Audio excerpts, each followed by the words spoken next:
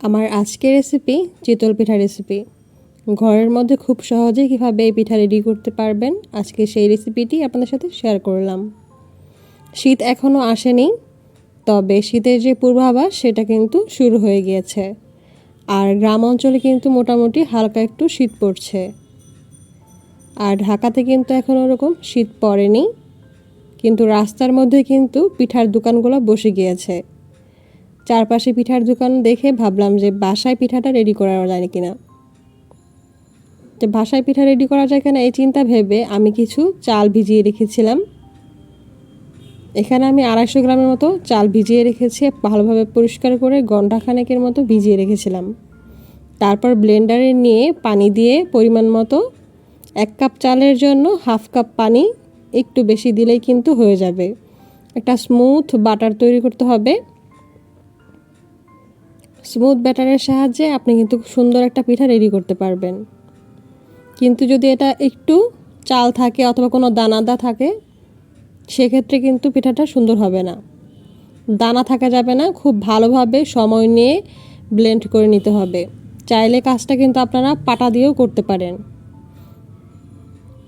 অথবা মেশিনে করা চাল থাকলে, চালের গুঁড়া থাকলে আর কি, সেটা গরম পানি দিয়ে, হালকা কুসুম গরম পানি দিয়ে এভাবে গুলে নিয়ে তারপর কিন্তু পিঠাটা রেডি করতে পারেন। এই পিঠার রেসিপিটা খুবই সহজ, তবে অনেকেই পারে না, অনেকের কাছে এটা কঠিন মনে হয়। তবে আমি খুব সহজে এভাবে রেডি করে থাকি, আর এইভাবে আপনারা চাইলে রেডি করতে পারেন। এটাতে জাস্ট শুধুমাত্র একটু স্বাদ মতো লবণ দিলেই পিঠাটা রেডি হয়ে যাবে। এখন আমি একটা কড়াই নিয়েছি পিঠা বানানোর জন্য, এরকম ছোট একটা লোহার কড়াই নিয়েছি।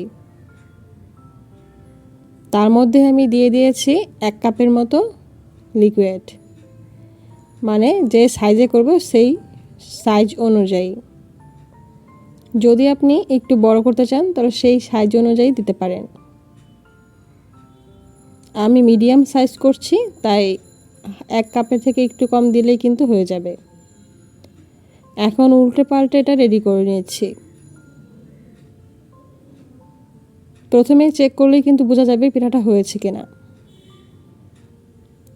2 থেকে 2.5 মিনিটের মধ্যে এটা কিন্তু হয়ে যায়।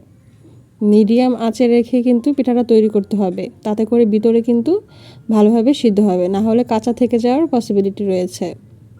একইভাবে আমি এভাবে সবগুলা পিঠা রেডি করে নিচ্ছি।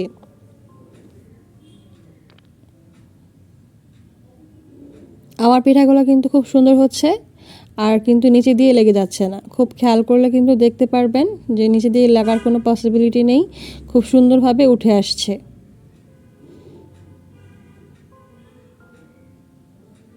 পিঠার যে লিকুইড সেটা সুন্দরভাবে তৈরি করলেই কিন্তু আর কোনো সমস্যা নেই, ঝটপট পিঠা রেডি হয়ে যাবে। শীতের দিন কিন্তু সকালবেলার নাস্তা অথবা বিকেলের নাস্তা এরকম পিঠা হলে কিন্তু আর কিছুর প্রয়োজন হয় না। আমার কাছে বেশ ভালো লাগে চিতল পিঠা। আর চিতল পিঠা দিয়ে এভাবে পিঠা তৈরি করে নিয়ে কিন্তু দুধ চিতল বানানো কিন্তু খুব সহজ। দুধের মধ্যে ভিজিয়ে রাখলেই কিন্তু দুধ চিতল রেডি। আপনাদের পাশে যদি ব্লেন্ডার থাকে তাহলে আমার সেম প্রসেসটা ফলো করলে আপনারা এভাবে তৈরি করে নিতে পারবেন। আমি আজকে পরিবেশন করছি ভর্তা দিয়ে, আর এই ভর্তাটা হচ্ছে চিংড়ি মাছের ভর্তা, আর সেই সাথে গরম গরম পিঠা।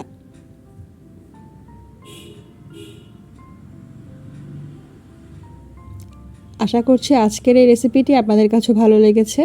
শীতের শুরু হয়ে গিয়েছে, আপনারা চাইলে বাসায় এরকম পিঠা রেডি করে নিতে পারেন।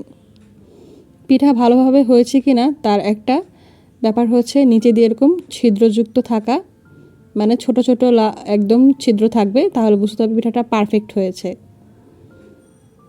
ধোয়া ওঠা পিঠা আর চিংড়ি মাছের ভর্তা একদম সেই লেভেলের টেস্ট। আজকে এখানে বিদায় নিচ্ছি। আল্লাহ হাফেজ। ভালো লাগলে চ্যানেলটি সাবস্ক্রাইব করুন।